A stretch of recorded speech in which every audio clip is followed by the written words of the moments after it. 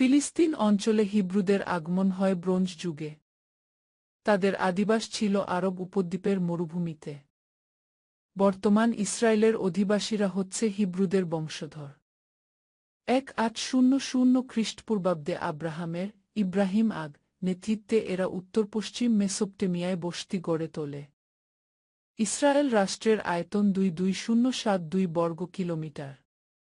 আর গাজার আয়তন হল 360 বর্গ কিলোমিটার। পশ্চিম তীরের আয়তন হল 5660 বর্গ কিলোমিটার। ইহুদিদের পাশেই ছিল ফিলিস্তিনি আরবদের বসবাস। সেখানে আরবদের কৃষি খামার ছিল। তারা কয়েক শতাব্দী ধরে সেখানে বসবাস করছিল। সে সময় মুসলমান এবং ইহুদিদের মধ্যে সম্পর্ক মোটামুটি বন্ধুত্বপূর্ণ ছিল। কিন্তু 1930 দশকে ফিলিস্তিনিরা বুঝতে পারল যে তারা ধীরে ধীরে জমি হারাচ্ছে। ইহুদিরা দলে সেখানে আসে এবং জমি ক্রয় করতে থাকে। গাজা ও পশ্চিম তীরের মোট আয়তন হল। ফিলিস্তিনের অপরাপর নামগুলো হল কানান, জায়েন, ইসরায়েলের ভূমি, দক্ষিণ সিরিয়া, জুন্দ ফিলিস্তিন এবং পবিত্র ভূমি। ফিলিস্তিন অঞ্চলটি পৃথিবীর প্রাচীন অঞ্চলগুলোর একটি, যেখানে মানুষের বসবাস, কৃষিনির্ভর জনসমষ্টি এবং সভ্যতা গড়ে উঠেছিল। ফিলিস্তিনের গাজা থেকে 2 মাইল উত্তরে কিবুটস এলাকা। এখানে 1930 দশকে পোল্যান্ড থেকে আসা ইহুদিরা কৃষি খামার গড়ে তুলেছিল। ইসরায়েল রাষ্ট্রের প্রতিষ্ঠার সময় প্রায় 7 লাখের মতো ফিলিস্তিনি বাস্তুচ্যুত হয়েছে।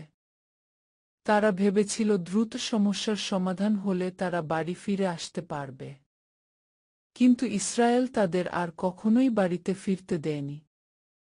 ইসরায়েলের সাবেক প্রেসিডেন্ট শিমন পেরেজ বছর 10 আগে বিবিসির সাথে এক সাক্ষাৎকারে বলেছিলেন, ফিলিস্তিনদের কেন এই দশা হল সেজন্য তাদের নিজেদেরই প্রশ্ন করা উচিত। পেরেজ বলেন, অধিকাংশ জমি ফিলিস্তিনদের হাতেই থাকত। তাদের একটি আলাদা রাষ্ট্র হতো। কিন্তু তারা সেটি প্রত্যাখ্যান করেছে। 1947 সালে তারা ভুল করেছে। আমরা কোনো ভুল করিনি। তাদের ভুলের জন্য আমরা কেন ক্ষমা চাইব? 1897 সাল থেকেই ইহুদিরা চেয়েছিলেন নিজেদের জন্য আলাদা একটি রাষ্ট্র গড়ে তুলতে। 1917 সালে থেকে 1948 সাল পর্যন্ত ফিলিস্তিনের ভূমি ব্রিটেনের নিয়ন্ত্রণে ছিল। 1917 সালের নভেম্বর মাসে তুরস্কের সেনাদের হাত থেকে জেরুজালেম দখল করে ব্রিটেন। 1930 এর দশকে বেশিরভাগ জমি জমিদারদের কাছ থেকে কেনা হয়েছিল। ইহুদিরা যে জমি কিনেছিল তার মধ্যে 5-2-6 অফিলিস্তিনি জমিদারদের কাছ থেকে, 2-4-6 ফিলিস্তিনি জমিদারদের কাছ থেকে, 1-3-4 সরকার, গির্জা এবং বিদেশি কোম্পানিগুলির কাছ থেকে এবং মাত্র 9-4 ফেলাহীন কৃষকদের কাছ থেকে কেনা হয়েছিল। তখন ব্রিটিশ সরকার সিদ্ধান্ত নিয়েছিল যে ফিলিস্তিনের মাটিতে ইহুদিদের জন্য একটি আলাদা রাষ্ট্র গঠনের জন্য সহায়তা করবে। ব্রিটেনের তৎকালীন পররাষ্ট্রমন্ত্রী লর্ড আর্থার জেমস বেলফোর বিষয়টি জানিয়ে চিঠি লিখেছিলেন ইহুদি আন্দোলনের নেতা ব্যারন রথস্টাইল্ডকে। 1948 সালের প্যালেস্টাইন যুদ্ধের শুরুতে ব্রিটিশ শাসিত বাধ্যতামূলক প্যালেস্টাইনের ভূখণ্ডে সংঘটিত হয়েছিল। যুদ্ধের সময় ব্রিটিশরা ফিলিস্তিন থেকে প্রত্যাহার করে, ইহুদিবাদী বাহিনী ভূখণ্ড জয় করে এবং ইসরায়েল রাষ্ট্র প্রতিষ্ঠা করে এবং 7,000 এরও বেশি ফিলিস্তিনি পালিয়ে যায় বা বিতাড়িত হয়। গাজা উপত্যকা এবং সমস্ত ফিলিস্তিনের বৃহত্তম শহর হলেন গাজা শহর এবং পশ্চিম তীরে বৃহত্তম ফিলিস্তিনের শহর হেব্রন। ইসরায়েল রাষ্ট্রের প্রতিষ্ঠার সময় প্রায় 7 লাখের মতো ফিলিস্তিনি বাস্তুচ্যুত হয়েছে।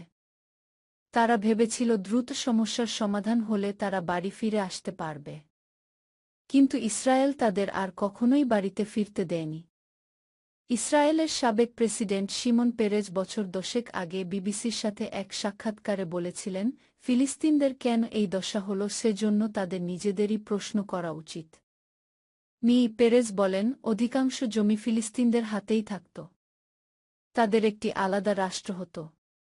কিন্তু তারা সেটি প্রত্যাখ্যান করেছে। 1947 সালে তারা ভুল করেছে। আমরা কোনো ভুল করিনি। তাদের ভুলের জন্য আমরা কেন ক্ষমা চাইব? 1897 সাল থেকেই ইহুদিরা চেয়েছিলেন নিজেদের জন্য আলাদা একটি রাষ্ট্র গড়ে তুলতে। 1917 সালে থেকে 1948 সাল পর্যন্ত ফিলিস্তিনের ভূমি ব্রিটেনের নিয়ন্ত্রণে ছিল। 1917 সালের নভেম্বর মাসে তুরস্কের সেনাদের হাত থেকে জেরুজালেম দখল করে